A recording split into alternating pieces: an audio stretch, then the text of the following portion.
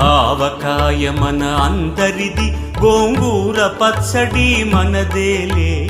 ఆవకాయ మన అందరిది, గోంగూర పచ్చడి మనదేలే.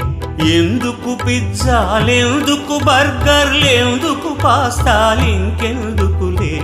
ఎందుకు పిజ్జాలెందుకు బర్గర్లెందుకు పాస్తాలింకెందుకులే. ఆవకాయ మన అందరిది, గోంగూర పచ్చడి మనదేలే.